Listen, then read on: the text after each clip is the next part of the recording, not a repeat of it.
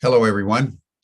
I'm Jim Garrison, and in the spirit of the trees, the spirit of a living nature of which we are a part as nature's children, with deep gratitude for all the generations before us who have led us to the present moment in the human journey, I want to welcome you to this session of Humanity Rising. Today, we want to explore a very specific sacred site on our precious planet, the sacred site of Chartres, about 40 miles west of Paris, where Ubiquity University has been going each summer in pilgrimage for the last 16 years.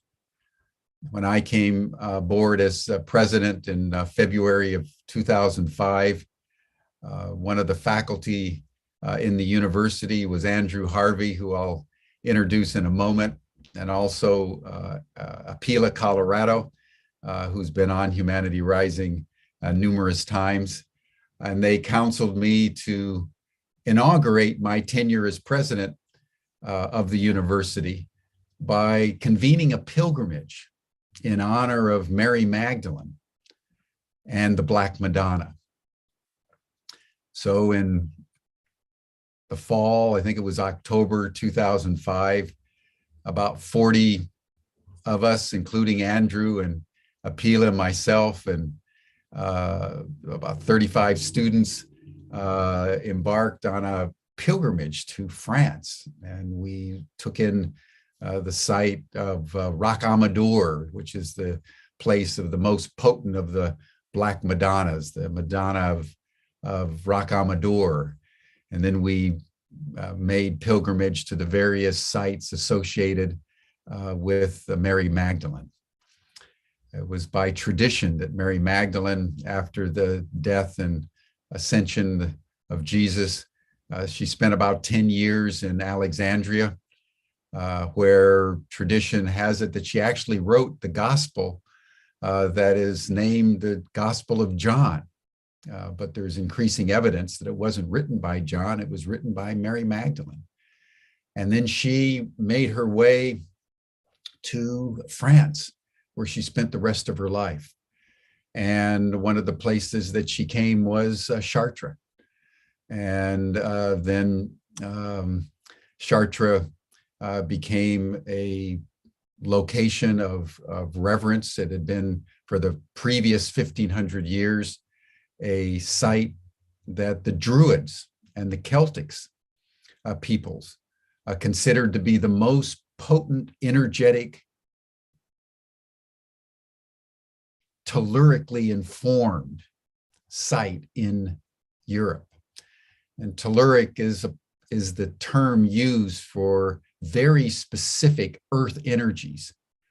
And the earth energy that they discerned in the place of Chartres, which they called their Vatican, their seat. The Vatican, as we associate with Rome, is actually a Celtic word. It means the seat. And the Druids discerned that it was in Chartres that was the seat of the most potent energetic quality, and they associated it with the feminine. So for the last 3,500 years, the site of Chartres, first by the Druids, and then when Mary Magdalene and Joseph of Arimathea came and the Christian era began, the feminine, of course, was associated with Mary, the mother, and Jesus, born of the divine mother. And that gave rise to churches and then cathedrals in Chartres. And about 1,000 years ago, there was a priest, Fulbert, who came to Chartres and consecrated Chartres anew in the spirit of the feminine. And we'll be talking much more about that, but I just wanted to bring in the feminine energies of Chartres. We're preparing a pilgrimage again this year in August 13 to 19, where we will be making pilgrimage at a time of the Feast of the Assumption, where the Black Madonna is brought out. And we want everyone to know about that. I'll put the link in the chat box in just a few minutes. But I thought it would be good to have a couple people who've been in the same modality of reverence for the Black Madonna, for Mary Magdalene, for the Great Mother, as I have. One is Andrew Harvey. He was a faculty already at the university when I came there.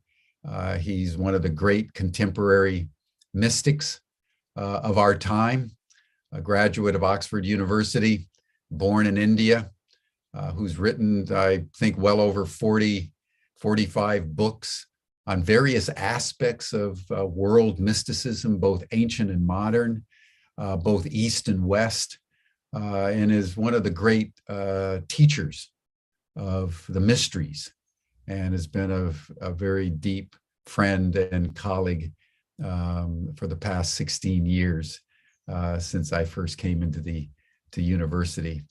And so I thought we would start. I'll introduce Kaylin Rain a little later in the program, but I wanted to start our deliberations today with Andrew, who was in Chartres long before I went there, and who has carried that sacred adoration of the feminine, so associated with Chartres, who himself spent many, many years in Paris, is fluent in French.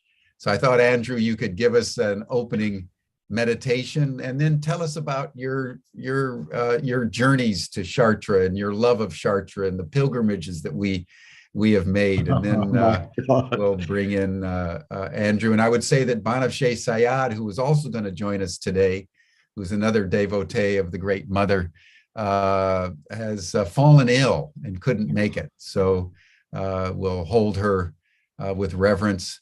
And Andrew, welcome to Humanity Rising, and I turn the program over to you. First of all, thank you so much, Jim, for so many things, but for being so faithful to that inspiration we all had on that pilgrimage, that Chartres was going to be the center of an explosion of realization, and being so adamant in organizing and helping us all to deepen our perceptions and our truth by going back to Chartres again and again. Because what you made available to me and to so many people is the great glory of the mother power that perpetually radiates from the Jerusalem of the West, because that is what Chartres is. The great resurrection machine of the cathedral, fueled by the Shakti of the Divine Mother. Let's begin, my dear friends, just by grounding ourselves in the love and the all-pervading presence of the motherhood of God. And one wonderful way of doing that is to imagine her, in whatever way you imagine her, standing above your head with her hands cupped and golden light, the purest imaginable golden light, pouring out of her hands. So imagine, I'm imagining Mary, but if you love another image of the Divine Mother, please go to that. They're all different faces of the same reality. And imagine her standing above you with the greatest possible love, appearing just for you to renovate, restore, regenerate your whole being through her alchemical golden light. And there she is above your head, and she's pouring down that golden light through your Sahasrara, through the crown center that connects you directly with transcendent truth. She's pouring that golden light, and it's coming down, down, down your head, down your neck, into your body, and just feel how the cells of your body start rejoicing when they're kissed by that golden light. It's pouring down your elbow, down to the edge of your fingertips, and it's pouring now into your heart center, and it's pouring down into the deep, rich darkness of your belly, and it's pouring down into your sex center to explode it into true love, and it's pouring down your thighs and your ankles. And you allow her to just fill your whole being, mind, heart, soul, and body, with the golden light of her all-transforming love. The mother is trying to birth a new humanity out of the chaos and darkness of this global dark night that we're in. And the true meaning of this global dark night, I believe, is that it is the birthing process of our next level in our evolutionary destiny, an embodied divine level, which only she, as the birthing power of the universe, can engender. So again, imagine her standing above your head, pouring down golden light, turning your brain to gold, turning your eyes to gold, turning your mouth to gold, turning your bones to gold, turning your throat center to gold, turning your heart center to gold, turning your belly to gold, turning your genitals to radiant golden purveyors of love, turning your whole body into a transfigured, tender, humble sign of her divine presence. So this golden light that she's pouring down into you now is birthing you into the next level of your own destiny, your destiny to be embodied, humble, divine servants of the sacred feminine's passion for harmony and justice in our obviously insane world.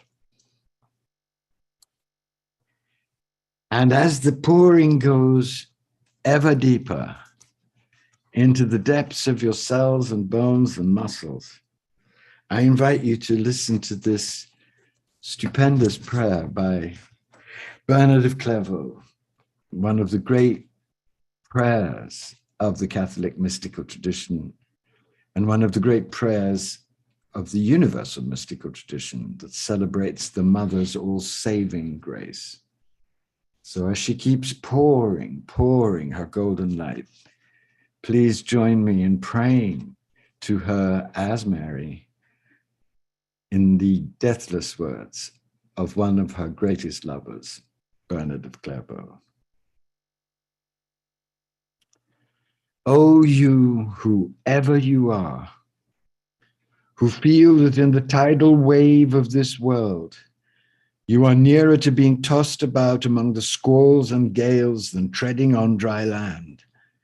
If you do not want to founder in the tempest, do not avert your eyes from the brightness of this star. When the wind of temptation blows up within you, when you strike upon the rock of tribulation, gaze up at this star, call out to Mary. Whether you are being tossed about by the waves of pride or ambition or slander or jealousy, gaze up at this star, call out to Mary. When rage or greed or fleshly desires are battering the skiff of your soul, gaze up at Mary.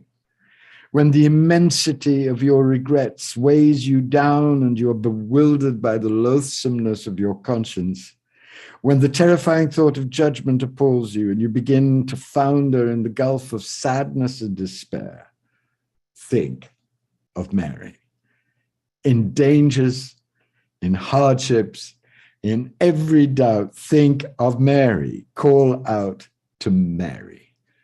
Keep her in your mouth. Keep her in your heart. Follow the example of her life, and you will obtain the favor of her prayer. Following her, you will never go astray. Asking her help, you will never despair. Keeping her in your thoughts, you will never wander away. With your hand in hers, you will never stumble. With her protecting you, you will not be afraid. With her leading you, you will never tire. Her kindness will see you through to the end. And with that amazing passage of Bernard's ringing in our golden embodied divine human, let's say together the Hail Mary. If you know it, join me. If you don't know it, listen. Hail Mary, full of grace, the Lord is with you. Blessed art thou amongst women, and blessed is the fruit of your womb, Jesus. Holy Mary, Mother of God, pray for us sinners now and at the hour of our death. And I would love to say just 3 things about that prayer as it has been revealed to me. First of all, she comes with the masculine. So it's the marriage, the sacred marriage, the full marriage of transcendence and immanence. The mother and the father in the form of the Lord come together. Secondly, the genius and the amazing power of Mary is that she is both a woman and the Divine Mother at the same time. So very close to us in our loneliness and desolation and difficulty and struggle. That's what makes her so unique. And that's what makes the relationship with her so tender, so filled with trust. You know, she has been through, as a woman, everything that you're going through. And you can turn to her fearlessly in any circumstances, knowing that she's always there to console, instruct, and guide you. And then my particular favorite is Hail Mary, Mother of God, Holy Mary, Mother of God. Well, the Catholics would like you to believe that she's a beautiful little girl who had the honor to give birth to Jesus. But in that phrase, you have the real secret. She's the mother of all gods. She's the Godhead. She's the divine mother who births all revelations, including the Christian revelation. And I say, pray for us now and in the hour of our death. Pray for us now in the hour of our global dark night, the death of one humanity, and the birth in her and through her, through the agency and grace of the motherhood of God, the birth of a new humanity. Pray for us as we go through this unspeakably painful, intense, terrifying, amazing birthing process. Hail Mary, full of grace, the Lord is with you. Blessed art thou amongst women, and blessed is the fruit of thy womb, Jesus. Holy Mary, Mother of God, pray for us now and in the hour of our death. So, dear friends, I don't want to take up too much time. I just want to tell you a little bit about what Chartres has meant to me. I first went to Chartres when I was 21. And I fled Oxford and slept on the floor of the Shakespeare bookshop in Paris, which was then run by a great grandson of Walt Whitman. It was a wild place filled with wild people, and I had a wonderful time. And one of the guys there said, "You've got to go to Chartres. Have you never been to Chartres?" So I took the plane and the train and went to Chartres and was absolutely overwhelmed by its majesty, its beauty, and the intensity of the presence there.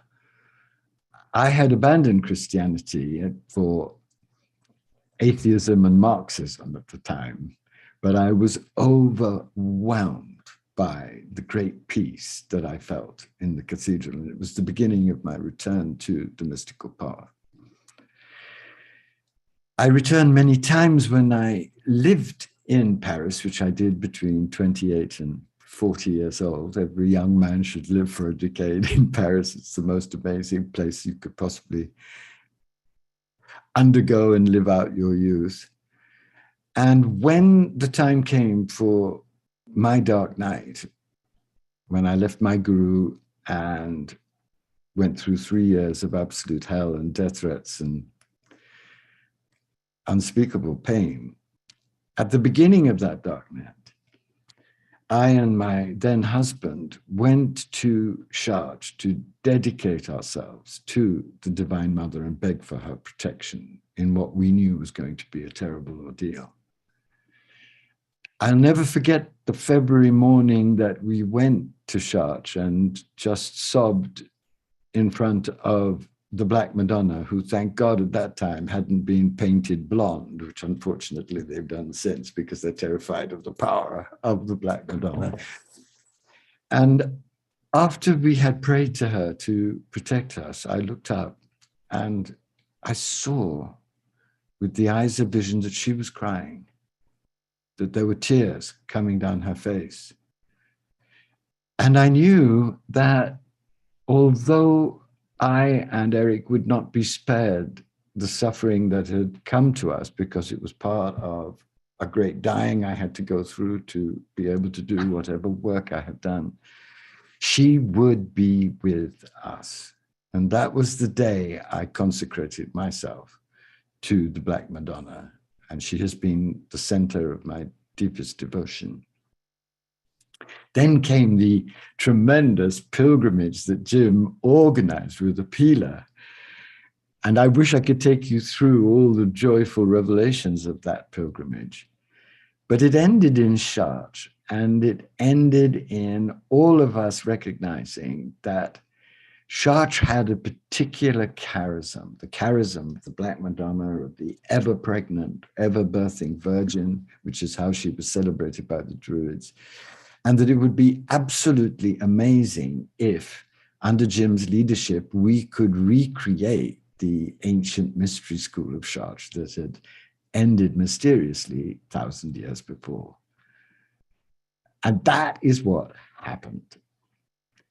One of Jim's many great qualities is that he's up for divinely crazy adventures. And without his resolution and his courage and his persistence, all the wonders of the mystery school that then unfolded would not have been possible. And for year after year after year, we recongregated in Chartres, experiencing ever more deeply the unspeakable power of that resurrection machine fueled by the Mother's grace. The greatest experience I have ever had of Chartres came when Jim was brave enough to follow some wild suggestions that we would meet in Chartres around the Feast of the Assumption, and with Benafshe's sublime help, celebrate the Madonna rising on the feast when Mary is taken up bodily into heaven. And as Jim and I will be talking about, this was a very significant breakthrough for Christian mysticism, because for the first time, the feminine and the masculine, heaven and earth, were united in that dogma in such a way that potentially could revolutionize the whole Christian revelation.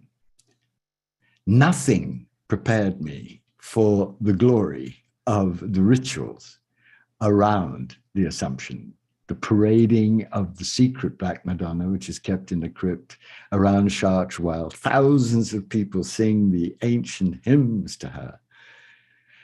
And nothing prepared me for the truly overwhelming flood of golden grace that came to all of us who were lucky enough to be at that sublime occasion. It felt as if she was saying to each one of us, the period you're going into will be terrible, but I am birthing through this immense power of love that you are feeling at this moment, a wholly new human race. So hang in there. Let me help you. Let me fill your mind with glorious vision. Let me expand your heart. And let me show you how I'm going to transform everything, including your body, so you can live as far as you can the birth in the middle of the death, to be humble, tender, wild, holy, sacredly active signs of my presence in the world. So when Jim rang me and said, we're going to do it again this year, after all we've been through COVID and through Trump and through Ukraine and through all the misery that we all know because we're all feeling it, my heart leapt like a wild wounded deer, because I know from my own experience of that Assumption in Chartres just what grace will flow to you if you make the effort to come and join us. This is a particularly spectacular group of people who are coming to really work with the Mother Force in the most passionate and embodied way this year. And I beg you to join us, because nothing in this world that I've ever experienced will give you such an deep and profound understanding of who you are, who you can be in and under the Mother. I bless all the minutes and hours that I've spent in Chartres, and I bless Ubiquity for everything that it's done, and I bless Jim for his courage and his nobility in always turning up to create containers for the great grace of the Mother of Chartres to fill. Thank you. Thank you, Andrew. What a beautiful and eloquent adoration of that sacred site. It has been an extraordinary adventure, everyone, to Oh my God. Travel and it just to. Changed us all, hasn't it? Don't you feel that Chartres has been a massive transfiguration for all of us? We've been so scoured clean and seared and burnt and elevated by what we have experienced together and what we've listened to from amazing teachers and what we've experienced in the cathedral. It really is the Jerusalem of the West. It's the holiest imaginable site. And it's alive in a way that even the dead stupidity of the church can't mask. It's alive from primordial power. Well, I think it's true. I mean, for me, it's shaped my life. I mean, to be able to go each year as we have and literally make pilgrimage. You know, in our modern secular world, we engage in tourism, but we don't engage in real pilgrimage and to consciously move with a group of people from your mundane world into sacred space and do it year after year, going back to the same place, for me has been my North Star. I can't quite imagine life without Chartres or life without pilgrimage more deeply. And we haven't been able to go, as you know, over the last 2 years for 2020 and 2021. But this year we're going to be going back. And we want everybody to join us. I've put the link in the chat box, but for those of you looking at this in terms of our broadcast through Facebook and so forth, go to ubiquityuniversity.org, and right there on our homepage, right at the top, is the banner for our pilgrimage to Chartres. But Andrew, tell us a little bit more. I want to ask you a question, Yeah. because I know that wonderful pilgrimage we did to the Assumption and to the coming out of the Black Madonna was a huge event for you too. It was an ecstatic coming together of souls, wasn't it? Oh, for sure. I mean, and to be there while they take the Black Madonna, which is held in seclusion for 51 weeks of the year.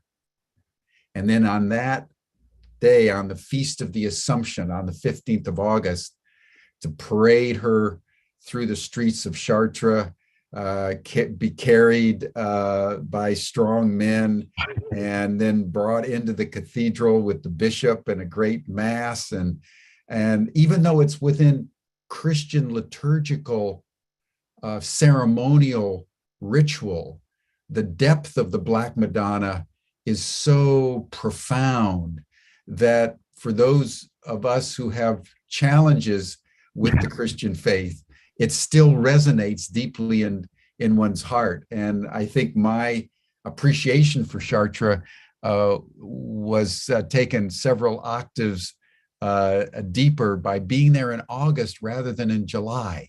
Yes. We've always been doing it in July, where it's beautiful, but there's no particular reason to be there. But around the Feast of the Assumption on August 15th, where they bring out the Black Madonna, and then when they bring her into the cathedral, she's put right behind the altar. And she's so looking 7 days you can to Mary. So Mary and the Black Madonna come together. Exactly. The revelation of the full feminine is present, right? And somebody asked on the chat, what is the Assumption? And I know that you have a very deep love of Jung, and I have a very deep love of the Assumption. So let's plunge in. Yes. The Assumption celebrates the astounding event that took place at Mary's death, when she was, so the legend goes, lifted bodily, and bodily is very important, into heaven and married her son. It's a very crazy, wonderful dogma. And they had a ceremony of linking themselves forever. And this feast falls on August the 15th and is the ultimate feast that celebrates Mary not only as Queen of Heaven, but also Queen of Earth, because it's her body that's taken up into heaven. So just as Jesus was resurrected, Mary, from the human end, is taken up and wedded to the light. So they meet in an astounding marriage of power, which is fueling the entire resurrection machine of authentic Christian mysticism.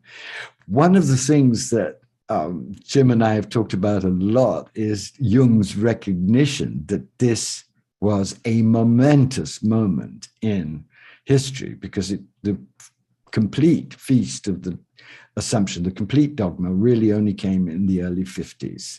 1950s. So, Jim, talk about why Jung felt that this was such a revolution. Well, it's worth delving into this. Thank you, Andrew. I think there are two parts to Jung's understanding of the profundity of the Assumption. One is, in the late 1945, he wrote an essay called After the Catastrophe. Absolutely. Which is in one of his collected works. It's and in that, he said that the Holocaust and the bombing of Hiroshima and Nagasaki, which brought to the end the Second World War that left upwards of 60, 70 million people killed, was only a curtain raiser, he said. for what was now going to befall the human race. And at the same time, in 1952, the Catholic Church finally consecrated the Assumption of Mary. And Jung felt that the Assumption of Mary and the rise of the feminine was, as he put it, the most important doctrinal statement in 2,000 years of Christianity, because it was the final recognition of a religion born in patriarchy, effectuated through patriarchal subordination of nature, women, animals, generally life, that the working of the unconscious would nevertheless be so powerful that 2,000 years later, when we were coming to the end of what Jung understood to be the Christian age, where he says that the Christianity, born at the beginning of the age of Pisces, had turned into its opposite. And right at that moment, when Christ had become Antichrist and the Holocaust and nuclear fire had signaled the end of a certain age, the woman, the feminine, was raised to the Godhead, but in a way that still enveloped the earth energies. That was the key, said Jung, to the liberation that we all need at this time on this planet to navigate through the darkness, because it's the Black Madonna, it's Mary Magdalene that comes in the darkest hour and shows us the way. And I know, Andrew, you've dedicated, I think, your spiritual life to the divine feminine and the Black Madonna. And, he's because I know how she births out of tragedy and horror in you. Yeah. And speak about that for a bit. Well, very simply, there's so many aspects of the Black Madonna, but the most important for us now is that the Black Madonna is the master mistress of the dark night process. She is the dark night process, because the dark night process that we're all going through, as all mystics know, and it's known in all of the major mystical traditions, is not a mystery only of annihilation. It is that. The old, the unnecessary, the disgusting, the crazy is burnt away. It's a mystery of birth. So the Black Madonna is presiding over this agonizing process, and it's happening inside her and inside us. And she is guiding us through it and helping us turn to the full glorious power of the feminine, both light and dark, so that we can be empowered enough in this terrible process to allow her to birth us into our divine humanity. That is, I believe, the map of where we're going. And that's the map of the working of the Black Madonna. In the traditional praise to the Black Madonna, you'll find this in Chartres.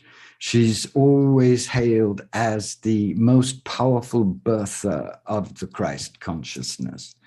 And if you don't like those words, Christ consciousness, what they really mean is that she's the most powerful birther of embodied, incarnate, divine humanity.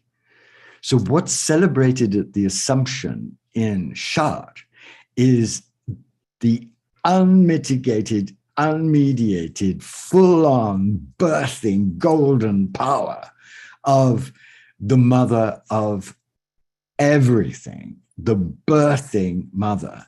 And what more important power could we possibly connect with at this tragic, devastating moment in the world's history that we find ourselves in? If you do make the effort to come on pilgrimage with us to Chartres in the Assumption, it won't be a miserable or painful experience. It will be a flooding of your whole being by the great joy and the great hope that is in the transcendent and immanent feminine, that is the key, as Jung saw, to the rebirth of humanity. So all of you have been through, as I know you have, the despair and pain of a world falling apart, burning away as it has to, come to the source of birthing and bathe in its fire so you can be renewed. It's like that, isn't it? Totally.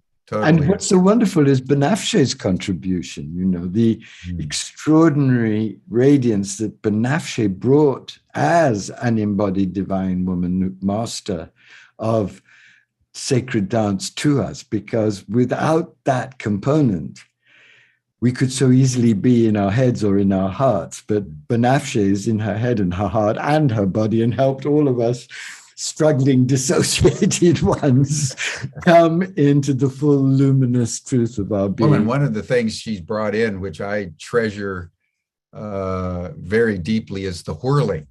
Yes. The whirling. So she brings in the Sufi whirling. So one of the things that we do, everyone, when we're there is there's a lot of embodiment, but there's also a time almost every day to do the whirling, so that everything in the universe spins. Spending time just spinning in the auric field of the Great Mother, so powerfully present there in Chartres, is quite an experience. If you've not done it, it is, and doing it in Chartres is a special, special treasure. So, and one of the great things we do is to go. I think perhaps the crown jewel of what the pilgrimage is the night that we have in the cathedral on the Labyrinth, to be alone in that resurrection machine, able to walk the Labyrinth at your own time with your pilgrimage friends, with your fellow lovers of the Mother, is a supreme experience. And Galen's here, isn't he, too? Yes, and I want to now introduce Kaylin Rain. Kaylin, yes. If you'll turn on your video. Kaylin was a student at the university when I came in 2005. So he's been with us for the last 16, 17 years. He's been traveling to Chartres. He's on our staff.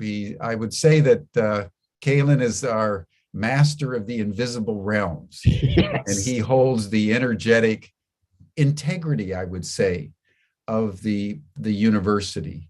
And one of the things he does in Chartres is discern the energetic qualities and make sure that everything is at an optimal frequency to induce the kind of transformation a pilgrimage is designed for. And as Andrew was just saying, really, at the heart of Chartres is the Labyrinth. It's one of the most extraordinary cathedrals in the world, but it's a cathedral almost unique, because right as you come into the entrance, the Western portal, as it's called, there's a massive labyrinth just carved on the floor. And pilgrims for over 800 years have been walking that labyrinth. And we have the opportunity, one of the evenings where we work out with the cathedral as an institution, to allow us to have the entire cathedral all to ourselves, so that we can walk the labyrinth to sacred music and it's really amazing. In this world, is there? So, Kaylin, talk to us a little bit about the labyrinth in Chartres and its importance energetically to the kind of transformation that people go to Chartres to obtain. Okay. Everybody should see the labyrinth as a sacred container. Some people have, medicine wheels and mandalas, and some kind of circular pattern is important to serve as a container. From the Tavistock lectures, the symbol of the mandala has exactly the same meaning of holy place, to protect the sinner. And it's a place where you go into the container, and the subconscious and the conscious can come together for transformation.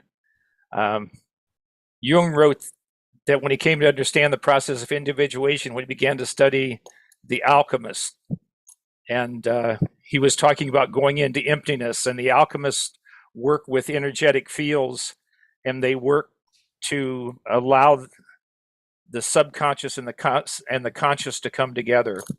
So technically what I do when I'm working with labyrinths, this year's theme for me will be labyrinths and the vibration of consciousness, which I spoke about at the Science and Consciousness event last year in the UK.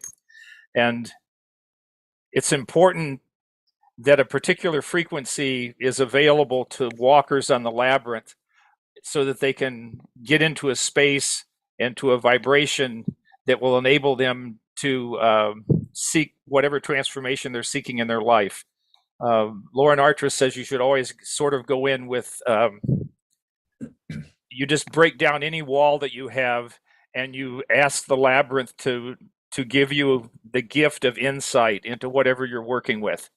And when I'm working with a labyrinth, I'm using something called algebraic topology, which is working with the mathematical part of it is working with a structure with multiple dimensions. And the big brain, the Blue Brain project 4 or 5 years ago came out with a thing that said that your brain is working in 11 dimensions. The structure of the brain is such that it can work in 11 dimensions. And one of the things that was interesting about the time that they created the Chartres Labyrinth was there was actually an image of an early multiverse. Now we know, because of the new science and everything, the multiverse is based on 11 dimensions, where string theory used to think there were 10 dimensions. It actually came to 11 dimensions. And about the time they were doing this labyrinth, there was actually a drawing of an 11-dimensional multiverse. So I've always seen the Chartres Labyrinth, because it has 11 paths around this, the 11 paths, as sort of a multiverse. Kaylin, do you have a slide that you could put up so people could actually see the labyrinth? It would take me a couple of minutes. It's on a PowerPoint. I'll get to it after it. I'll do this and then I'll come back and I'll pull the PowerPoint up. Maybe Georg can put it up.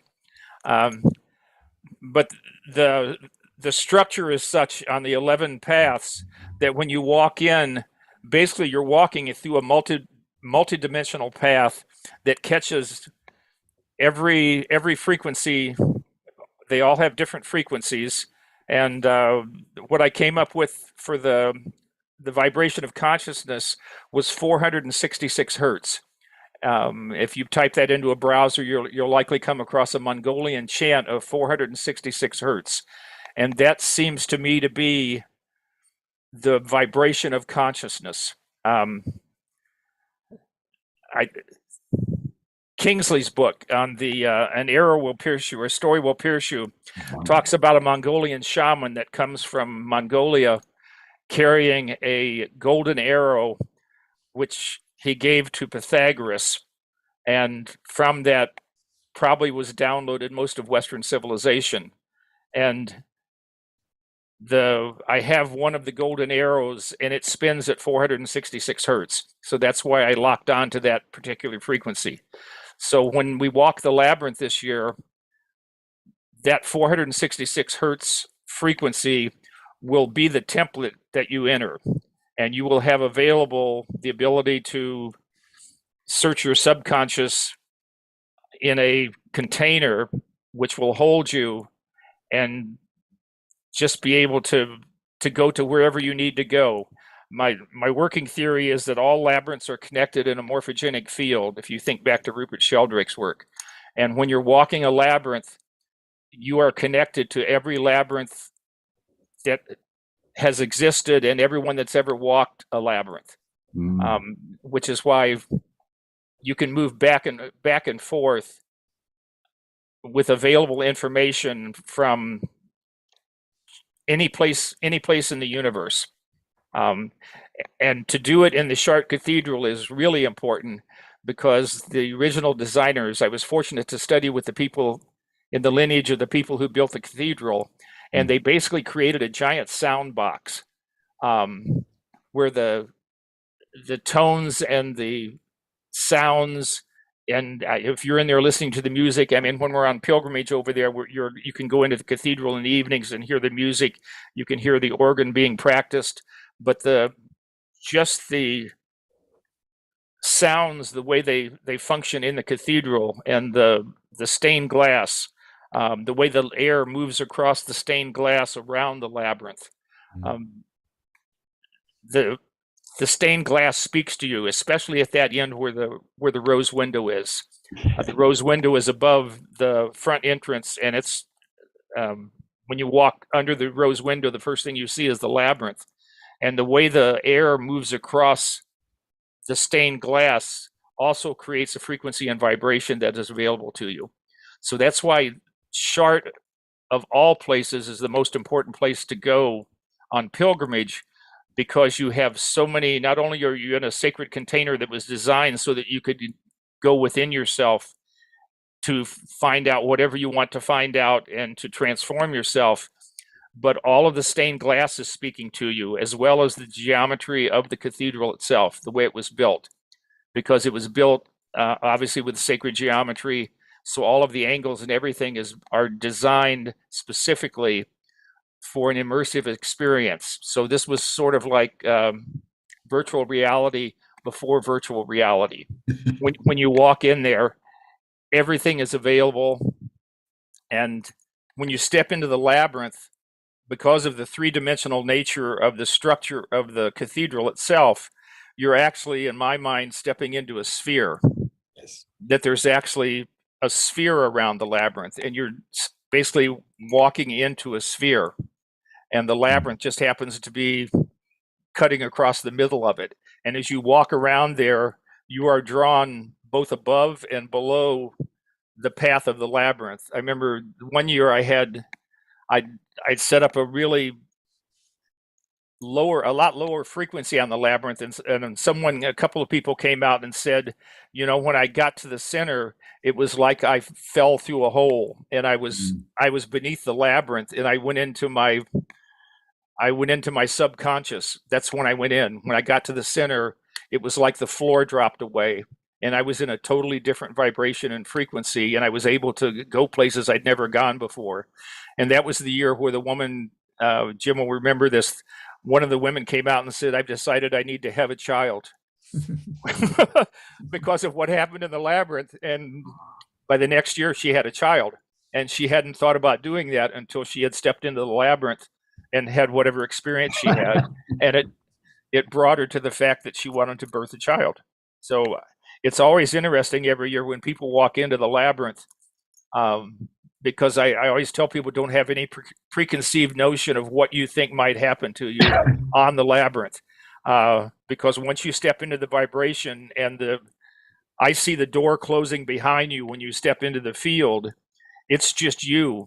It's you and your subconscious and your conscious mind trying to come into some agreement as to what your path is going forward.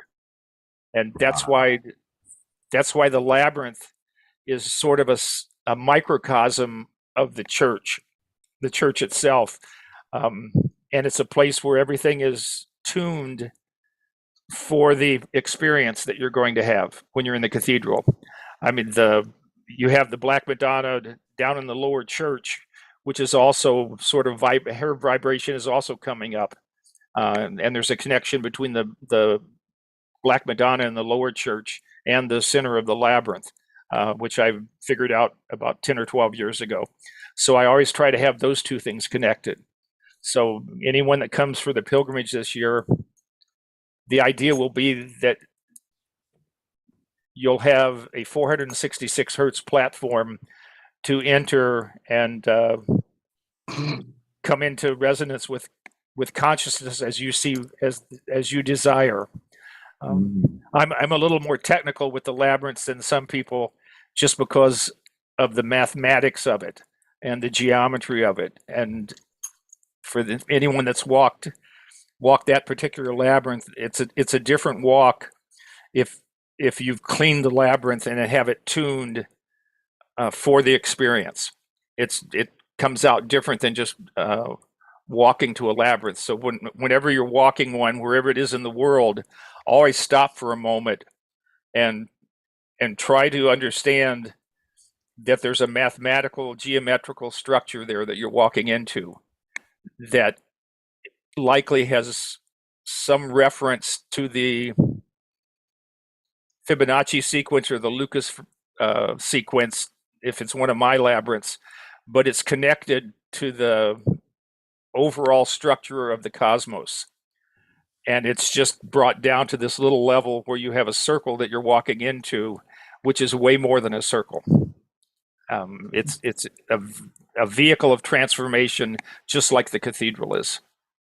And more so because it's your own private little space. Once you step on there, it's just you and your subconscious on a journey to inner self-awareness.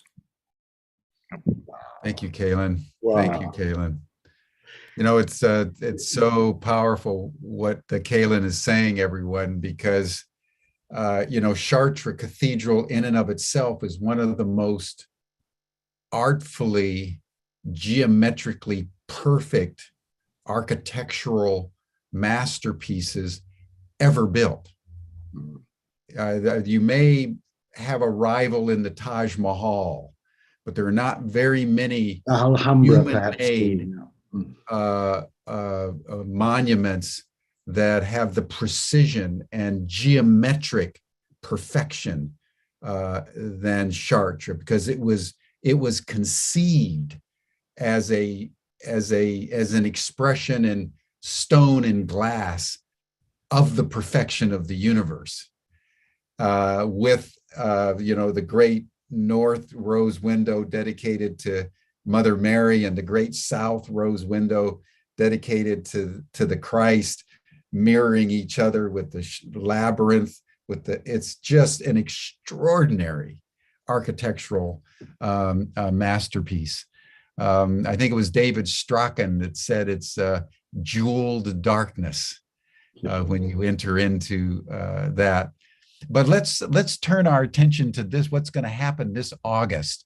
And let me just lay it out very briefly and then have both of you comment, because what we do there, everyone, is we consecrate the Chartres Academy that rose to an extraordinary renaissance 1,000 years ago between 1006 and about the middle of the 13th century. So it lasted about 200 years.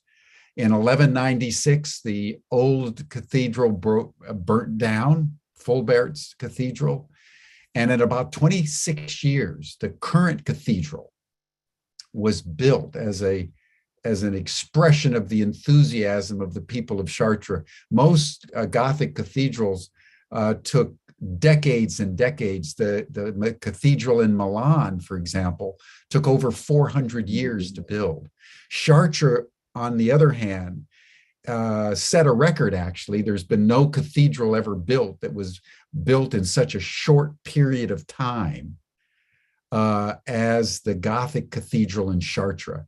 So it was a cathedral that emerged like fully formed, like Athena out of the third eye of Zeus. That's one reason why it's such a perfection. It wasn't built over time with changing architects and styles and so forth. It's like a jewel that emerged and endures now for over 800 years.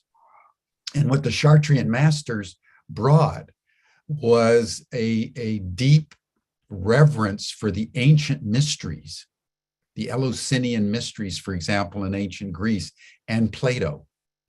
And the only book of Plato that Fulbert brought when he founded the Chartres Academy, and he called it the Academy, recognizing the lineage to Plato's Academy back in ancient Athens. So you have that philosophical perfection. You have the adoration of the feminine. You have a theology unique in the annals of Christianity, where they said, yes, you can get truth through the Bible and through the incarnation. You can also get truth through nature and through just looking at a flower or a rose or a sunset. So it was their appreciation that ultimately spirituality is an art form. that can be expressed with geometric precision that gave rise to the grandeur that was Chartres. And it's encoded consciously in the cathedral. And so we honor that by each year, we take one of the 7 liberal arts. So starting in 2006, we started with the first one, which is Grammatica. And then we worked through for 7 years. And then we replicated the cycle for a second session. And now we're on year 16. So we're now in the 3rd liberal art of rhetorica. And rhetorica is under the aegis of the goddess and the planet Venus. And it's about how love can inform everything that we think, everything that we say, and everything that we do. Right. And so we are very deeply immersed right now as we prepare our pilgrimage to Chartres in the feminine, as she was manifested through the fractal of Aphrodite among the Greeks and Venus for the Romans, the great goddess Aphrodite, the goddess of sexuality, the goddess of Eros, the goddess of love. And so put yourself in this situation. We've been through the pandemic. And in 2020 and 2021, we consecrated the 7 liberal arts of Grammatica and Dialectica, the first 2 in our 3rd cycle, but we weren't in Chartres. This year we're going with a deep consecration with the feminine, but in a very specific way. V is going to be there, that you probably mostly know as Eve Ensler, who wrote the Vagina Monologues. It's one of the most best-selling books in publishing history, and her play is the most performed play in history, yeah. In history, the Vagina Monologues. This is Eve Ensler, and she's one of her recent books has been on apology. The apology she never got from her father. So as we look at Venus rising, as we look in the reimagination of love, we're going to start with apology, led by Eve Ensler. And then we're going to move through apology to reconciliation, which is going to be presided over by Jacqueline Lewis, who's a senior minister in the Colonial Church of New York, one of the oldest churches in America, actually. She's a woman of color. She's a beautiful Black American woman who's going to lead us from apology into reconciliation. And then Banafsheh Sayad, who's the great sacred dancer, will be embodying healing. So, and Andrew is going to be talking about the Black Madonna and the Assumption of Mary. So just imagine yourself for 7 days, traveling from wherever you're going to come from, locked in time, space, and causality, to come to this sacred space and to move from time to timelessness and space to spaciousness and causality to synchronicity, together with 80 or 100 people in the sacred container of that cathedral. And for 7 days, go through an initiatory process of apologizing to others, to yourself, to the earth, to reconciling ourselves together, to healing ourselves, all while the Black Madonna sits behind the altar of the cathedral on the Feast of the Assumption of Mary. Just think about what you talk about, 466 hertz. How about 466 hertz empowered by the Black Madonna? It's going to be an extraordinary experience, I think, for everyone. And coming as it is after the COVID, and now with war in the Ukraine, where the world is literally disintegrating under our very feet, and coming together in an act of adoration and reverence and vulnerability to the Black Madonna. I can't think of a more important thing for anybody in the world to do right now, but to be on their knees making pilgrimage to the Holy Mother. So that's why we wanted to take the time today to talk about Chartres. And we're hopeful that V and Jackie and Bonafshe can be on in a few weeks' time to give their perspective on this sacred pilgrimage. But Andrew, you first, and then Kaylin, talk about your expectations as you're thinking and planning for our pilgrimage between the 13th and the 19th of August in Chartres on this great theme of Venus rising. Well, you've said it so beautifully, so I don't want to speak too long. I just want to say that for me, this is a moment in world history in which many people are losing faith in the future of humanity for very obvious and naked reasons which I completely understand. We mustn't lose faith. We must be infused by the glory and power and love of the Mother. And what more extraordinary place to go to than Chartres to be infused by the Mother, and what more extraordinary time to go to Chartres than the Assumption. And what more extraordinary force of the Mother to connect to than the Aphrodite force. She is the queen of sexuality, she's the queen of Eros, but she's the queen of fertility, on every level, of a golden, free, gorgeous fertility of imagination and creativity. And don't we need that more than oxygen at this moment? So I beg you to come and be with us in this stupendous celebration of the birth that is arising out of the mega death that we are experiencing with such agony all around us. Thank you, Andrew. Kaylin, what are your expectations? Both Andrew and Kaylin are the core faculty of Chartres. They come every year, and then every year we have special faculty. In this case, Eve Ensler and Jacqueline and Lewis to grace us for a very specific lectures and presentations and group process, actually, around Aphrodite and Venus rising for this particular year. But Kaylin, what are your expectations or thoughts about the pilgrimage coming up?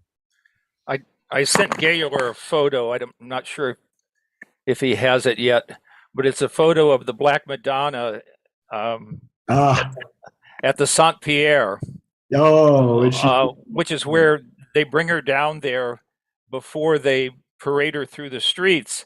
And what was interesting was that Andrew and I were the only people at the Saint Pierre for probably 2 days, I think at least 2 days before she was paraded through the streets, and she is just sitting down there by herself.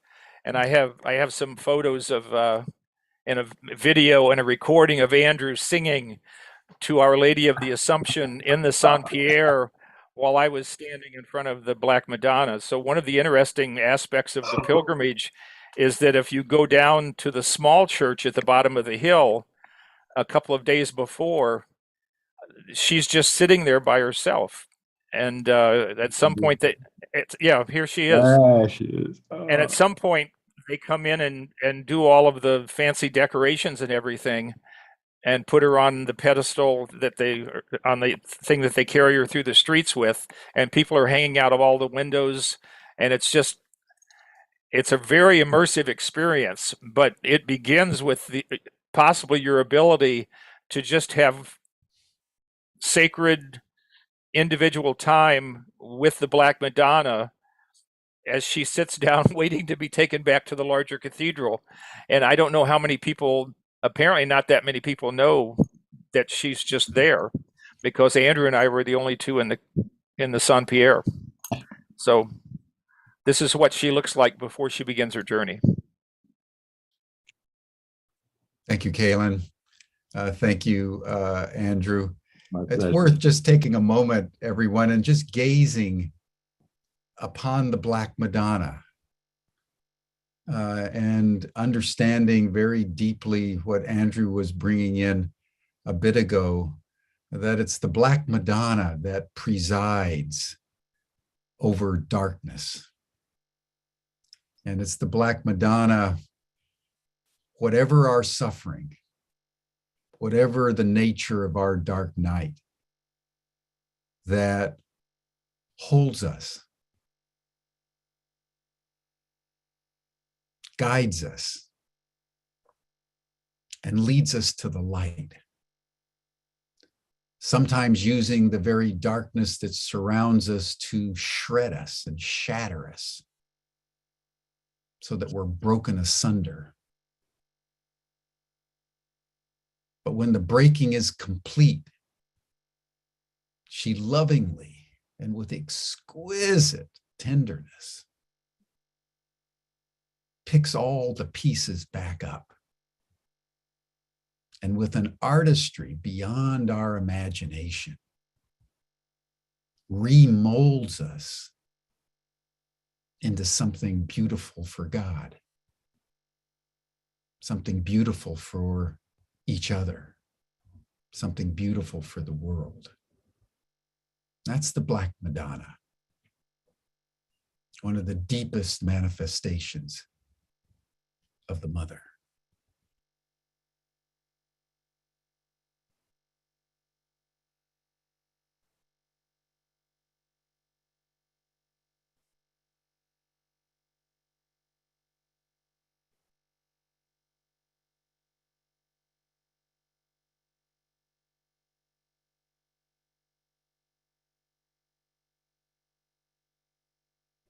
Andrew, why don't you give us a final blessing, and then we will say goodbye.